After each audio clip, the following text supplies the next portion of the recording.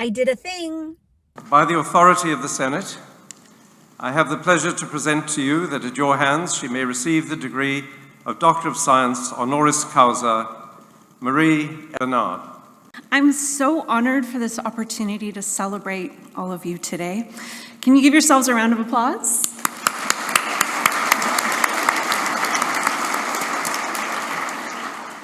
To quote Spider-Man's Uncle Ben, and if you know the quote, please say it with me, "With great power comes great responsibility."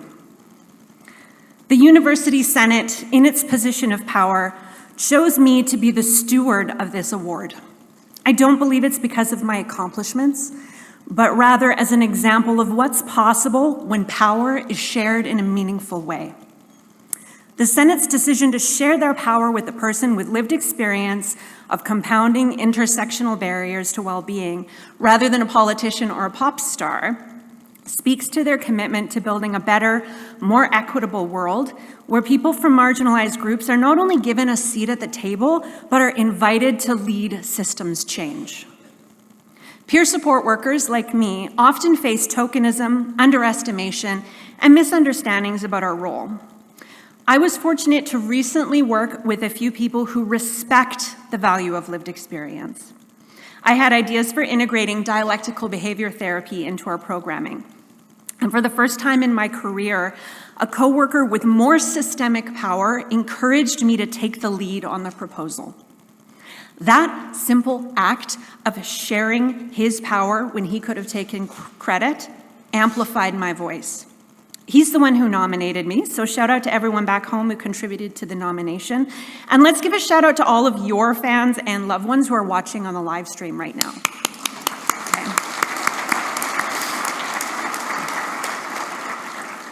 Today, you are stepping into a position of more power and privilege than you might realize.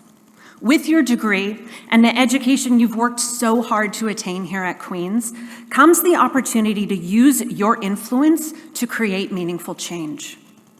Some wisdom can only be gained through experience, but the older we get, the more we seem to discount the inherent wisdom that comes from youth and a fresh perspective. I've seen brilliant, passionate people just like you enter the workforce and be faced with a crossroads. Conform, sell out on your ideas, toe the line, maintain the status quo, or suffer the consequences. Now, you're probably getting a lot of unsolicited advice these days, and I don't want to add to that. So instead, I will share my wish for you. In your pursuit of the material things that we all need, may you never lose sight of your ideals. May your life and your work serve a higher purpose that fills you with meaning. May your successes and your mistakes lead you in the direction that makes the world a better place. When you witness or experience injustice, tokenization, microaggressions, and outright violations of morals, ethics, and even the law, may you pick your battles wisely so that you remain in alignment with your values while also maintaining your ability to influence your colleagues and broader systems. I've learned the hard way that it's not always enough to speak truth to power. Choosing the wrong time or space to speak up can sometimes make things worse. So may you position yourself to be heard by those with the power to enact change. May you build your power of influence while staying mindful of the wisdom in your heart. You'll be forced to work in shades of gray, bite your tongue when you want to speak out, and position yourself to move up the hierarchy. May you never let your quest for security, money, or influence trick you into thinking you're doing something for the greater good when really you're feeding your ego. May you build a life so full of meaning that you feel excited to get out of bed every day. May your inner light shine as a beacon that inspires others.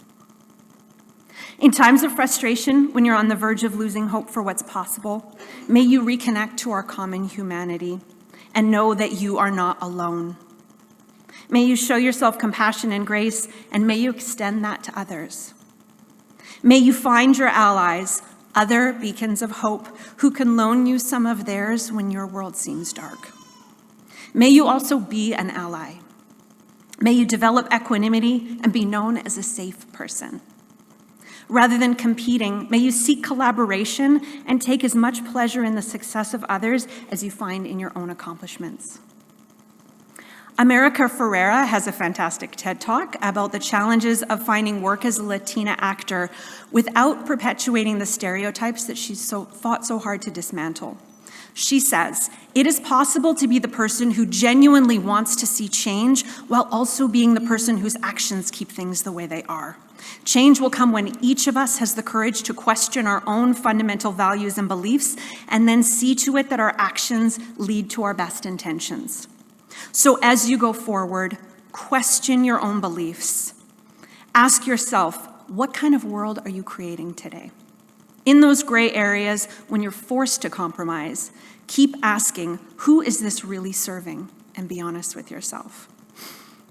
Strive for positions where you can amplify the voices of people who don't share your privilege. Just as the Senate chose to share their power with me today, you can do the same, creating space for others who might otherwise be overlooked or even silenced.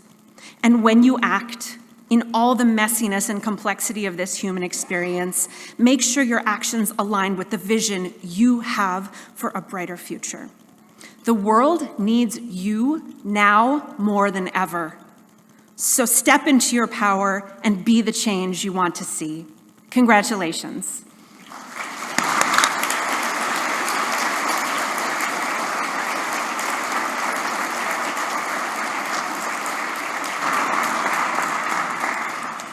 Thank you so much, Dr. Benard, for your powerful remarks, for the generosity of your wishes to all our graduating students, and also the direction to create meaningful change.